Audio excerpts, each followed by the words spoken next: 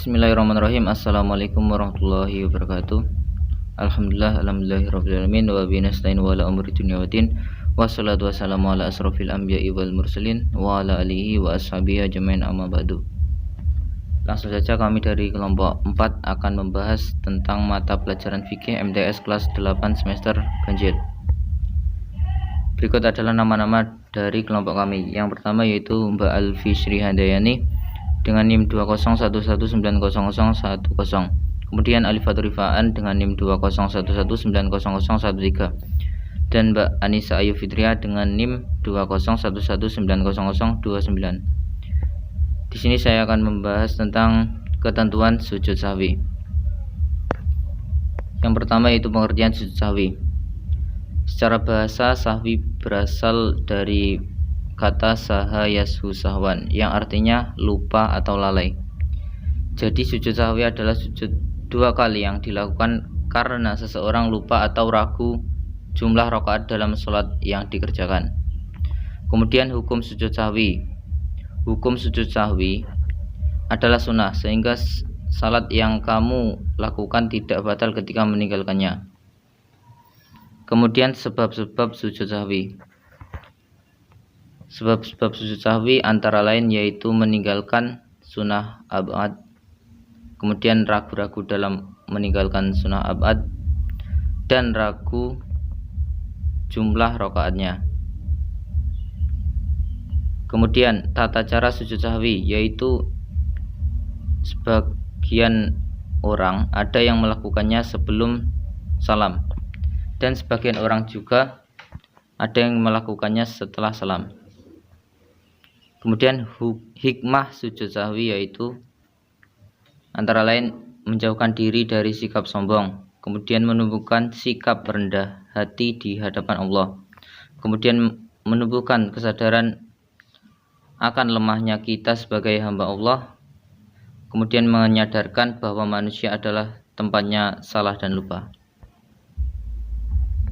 Kemudian saya akan membahas tentang ketentuan sujud syukur.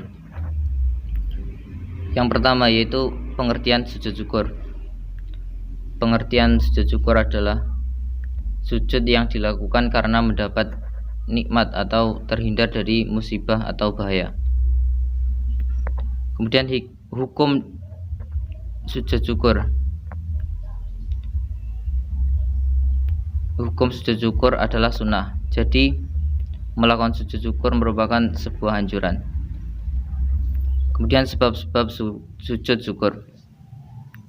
Sebab-sebab sujud syukur yaitu karena mendapatkan nikmah dan karunia Allah, mendapat kabar gembira atau berita yang menyenangkan, dan terhindar dari bahaya dan musibah. Kemudian syarat sujud syukur antara lain yaitu suci dari hadas dan najis, baik pakaian maupun tempat. Kemudian menghadap kiblat, dan yang terakhir menutup aurat. Selanjutnya yaitu rukun sujud syukur. Di antaranya yaitu yang pertama yaitu niat, yaitu dengan sengaja melakukan sujud syukur. Kemudian takbiratul ihram, kemudian sujud, terus duduk sesudah sujud, kemudian salam sesudah bangun dari sujud syukur.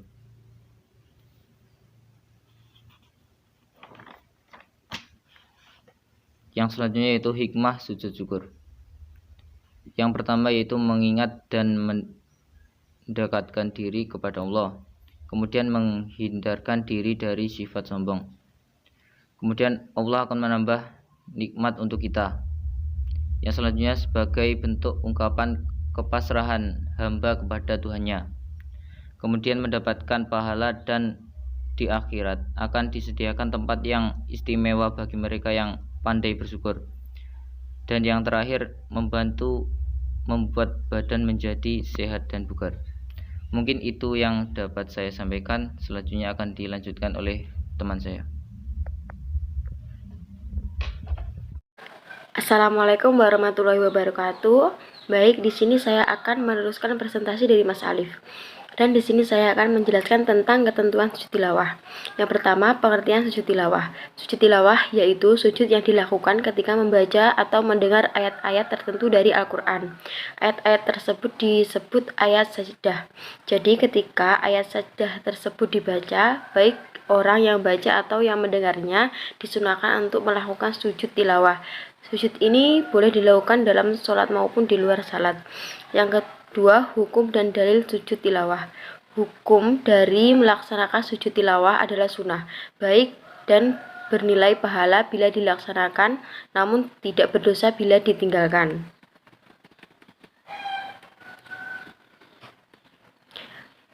Yang ketiga, sebab-sebab sujud tilawah. Seperti keterangan yang sudah kamu baca sebelumnya, bahwa sujud tilawah sunnah dilakukan ketika mendengar atau membaca ayat-ayat sajdah. Yang keempat adalah syarat dan rukun sujud tilawah. Syarat sujud tilawah yang pertama, suci dari hadas dan najis baik badan, pakaian maupun tempat sujud. Yang kedua, menutup aurat. Yang ketiga, menghadap kiblat. Yang keempat, setelah mendengar atau membaca ayat sajdah. Yang rukun sujud tilawah, yang pertama, niat melakukan sujud tilawah, takbiratul ihram. Yang ketiga, sujud sekali diawali dengan bacaan takbir. Yang keempat, duduk sesudah sujud. Yang kelima, salam. Yang keenam, tertib. Yang kelima, tata cara sujud tilawah. Tata cara melaksanakan sujud tilawah adalah di dalam sholat, di luar sholat. Yang kelima, hikmah sujud tilawah. Hikmah dari sujud tilawah adalah dihindarkan dari godaan syaitan, lebih menghayati bacaan dan kandungan Al-Quran yang dibaca atau didengar, mendekatkan diri kepada Allah, Zat yang Maha Mencipta, menghindari diri dari sikap sombong dan angkuh pada sesama, menumbuhkan kesadaran akan kebesaran Allah Subhanahu wa Ta'ala, membuktikan ketaatan kita kepada Allah Subhanahu wa Ta'ala. Dan ketentuan tentang pelaksanaan zakat. Yang pertama, pengertian zakat.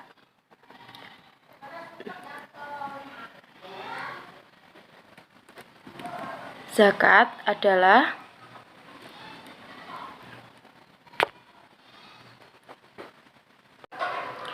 zakat menurut bahasa memiliki beberapa makna, antara lain tumbuh, suci, berkembang. Sedangkan menurut istilah fikih, zakat adalah sejumlah harta yang diambil dari harta tertentu untuk diberikan kepada golongan tertentu. Yang kedua, hukum dan dalil zakat. Hukum dari zakat adalah wajib bagi yang telah memenuhi syarat tertentu. Hal ini didasarkan pada Al-Quran dan hadis Nabi SAW dalam surat At-Taubat ayat 100. Ketiga adalah ketentuan ibadah puasa. Pertama, pengertian puasa, syarat-syarat puasa, rukun puasa, sunnah puasa, hal-hal yang dimakruhkan ketika puasa, hal-hal yang membatalkan puasa. Keempat, ketentuan iktikaf. Pertama, pengertian iktikaf. Kedua, hukum iktikaf. Ketiga, rukun iktikaf. Keempat, syarat iktikaf. Kelima, hal-hal yang membatalkan iktikaf. Kelima, hal-hal yang diperbolehkan ketika iktikaf. Keenam, amalan-amalan yang dianjurkan ketika iktikaf. Sekian presentasi dari kami. Wassalamualaikum warahmatullahi wabarakatuh.